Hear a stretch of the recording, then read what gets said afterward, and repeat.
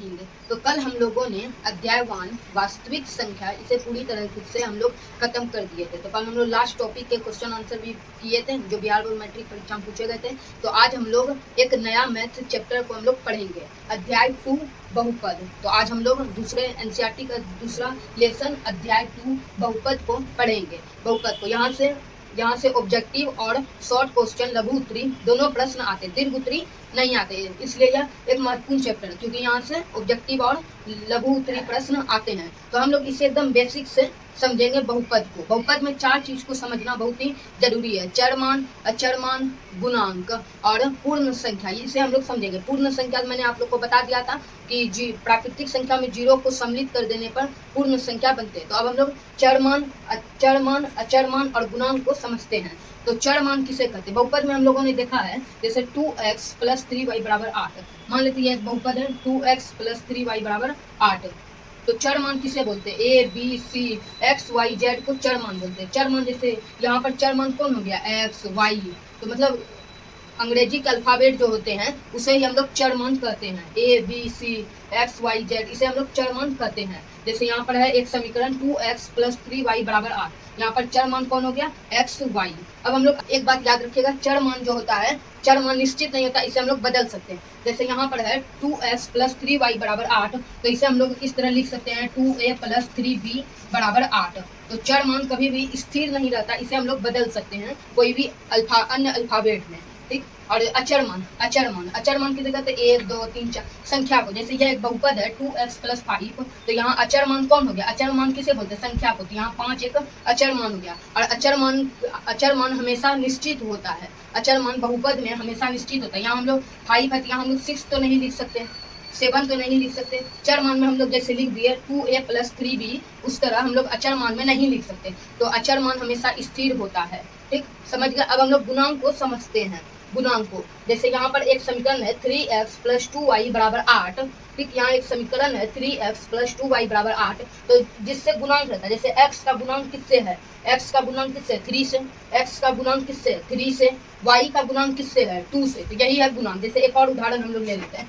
जैसे यहाँ पर ले लिया हम 4x + 6। तो यहाँ पूछेगा, ऐसे प्रश्न भी रहता है कि बहुपद दे दिया रहता है 4x + 6, और अगर पूछेगा कि x का गुणांक किससे है, तो x का गुणांक किससे है? 4 से है। तो x का गुणांक किससे है? 4 से है। तो हम लोग ये 3 चीज को समझ लिए, चरमान, अचरमान, गुणांक। अगर ये आप लोग अच्छे तरीके से समझ लिए तो अब हम लोग बहुपद को समझेंगे। हम लोग बहुपद को समझते हैं। हम लोगों ने चर, मान, अचरमान, गुणांक, पूर्ण संख्या ये सब हम लोग समझ लिए। तो अब हम लोग बहुपद को समझते हैं। बहुपद किसे कहते हैं? इसे ऐसे मैं समझाने के लिए परिभाषा लिखा हूँ कि चर, अचर एवं गुणांक से बनी ऐसी बीजीय अभिव्यक्ति, चर जैसे एक्स वाई, चर जैसे एक्स वाई, अचरमान जैसे 5 6 एवं गुणांक से बनी ऐसी बीजीय अभिव्यक्ति जिसमें चर का घात पूर्ण संख्या हो। हमेशा याद रखना है कि चर का घात हमेशा पूर्ण संख्या हो, बहुपद कहलाता है। इसे हम लोग उदाहरण से समझते हैं। समझ गए बहुपद क्या? चर, अचर एवं गुणांक से बनी ऐसी बीजीय अभिव्यक्ति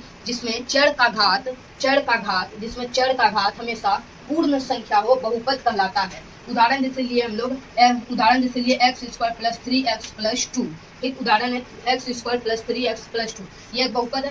क्या बोला? चरमान। इसमें चरमान क्या हो गया? x, अचरमान +2, गुणांक 3x से बनी बीजीय अभिव्यक्ति जिसमें चर का घात समझिए। चर का घात मतलब जैसे चरमान होता है x, चरमान यहाँ पर x है, तो x का घात हमेशा पूर्ण संख्या हो।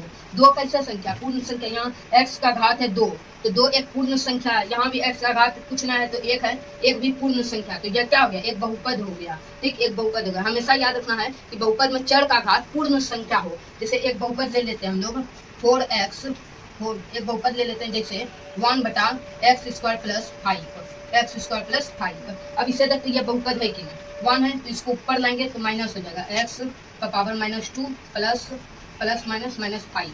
यहाँ पर देखिए, यहाँ पर चर का मान जो हो गया, यहाँ पर चर का जो घात है वो -2 है, और -2 पूर्ण संख्या नहीं है, इसलिए यह एक बहुपद नहीं है। इसलिए यह जो है एक बहुपद नहीं है। तो बहुपद को समझ लिया, चर, अचर एवं गुणांक से बनी ऐसी बीजीय अभिव्यक्ति जिसमें चर का घात पूर्ण संख्या हो, बहुपद कहलाता है। तो बहुपद को समझ लिए, ठीक। अब हम लोग बहुपद की घात को समझते हैं बहुपदों का घात। बहुपदों का घात जैसे यहाँ पर है बहुपद है, यहाँ पर x³ minus 2x² plus 4x minus 6।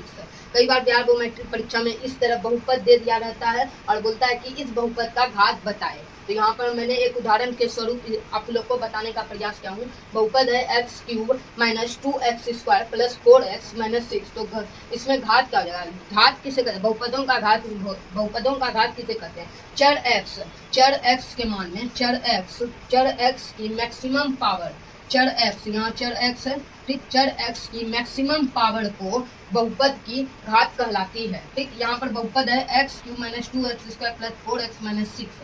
तो यहाँ चर मान का अधिकतम कितना, मैक्सिमम पावर कितना? मैक्सिमम पावर देखिए यहाँ पर 3 है, मैक्सिमम पावर 3 है, फिर यहाँ 2 है, यहाँ 1 है, तो मैक्सिमम पावर कितना है? 3। तो इस बहुपद का घात कितना हो जाएगा? इस बहुपदों का घात कितना हो जाएगा? 3। तो याद रखना है कि चर x की मैक्सिमम पावर, हमेशा मैक्सिमम पावर मतलब उच्चतम घात बहुपद की घात कहलाती है। जैसे एक और उदाहरण ले लेते हैं हम लोग, 2x² प्लस 5x माइनस 6 बहुपद है, ये बहुपद है, तो इसका घात बताइए क्या हो जाएगा? मैक्सिमम पावर, यहाँ पर कुछ ना 1 है, तो यहाँ मैक्सिमम पावर कितना है? 2। तो इस बहुपद का घात कितना हो जाएगा?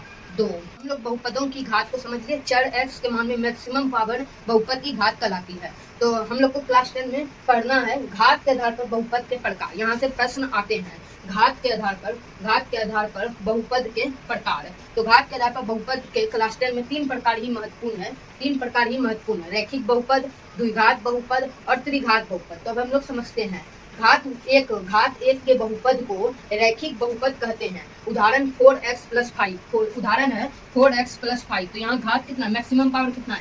1। तो घात एक के बहुपद को रैखिक बहुपद कहते हैं। तो 4x प्लस 5 कैसा बहुपद हो गया? तो रैखिक बहुपद हो गया। उसी तरह √2x प्लस 5, एक चीज ध्यान दीजिए, यहाँ √2 कितना में? बस 2 में ही √2 है। अगर ऐसे प्रश्न रहेगा कि 2√x प्लस 5 कैसा बहुपद है, ये बहुपद ही नहीं है, क्योंकि रूट में x का मान कभी भी नहीं होगा, तो ये बहुपद नहीं होगा। बहुपद है √2, सिर्फ √2 में ही रूट है। तो √2x प्लस 5y प्लस √2, ये सब कैसा बहुपद है? रैखिक बहुपद, क्योंकि इस बहुपद में मैक्सिमम पावर कितना है? चर मान का 1।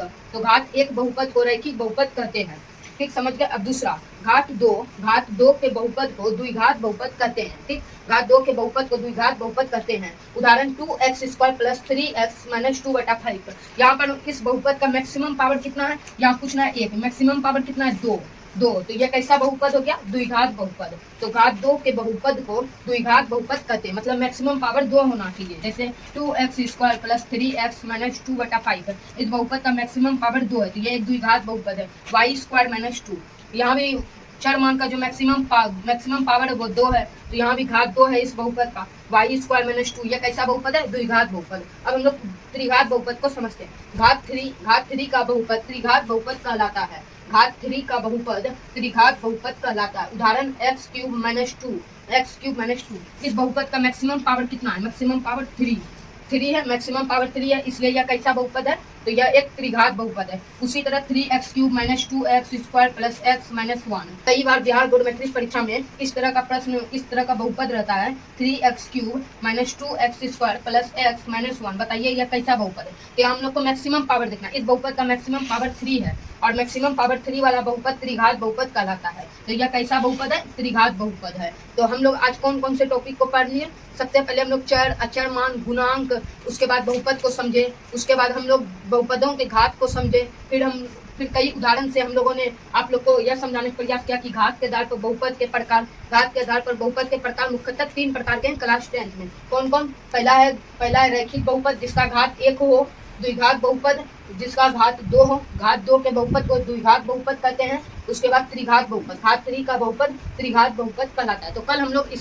तो कल मैं आप लोग को ये सब बहुपद, रैखिक बहुपद, द्विघात बहुपद, त्रिघात बहुपद के व्यापक रूप को समझा दूंगा। क्वेश्चन को भी हम लोग क्वेश्चन आंसर भी करेंगे जो बिहार बोर्ड मैट्रिक परीक्षा में पूछे गए हैं यहाँ से। ठीक, तो अभी तक के लिए बस इतना ही। अगर वीडियो अच्छा लगे तो लाइक, कमेंट, सब्सक्राइब और शेयर जरूर करें। जय हिंद।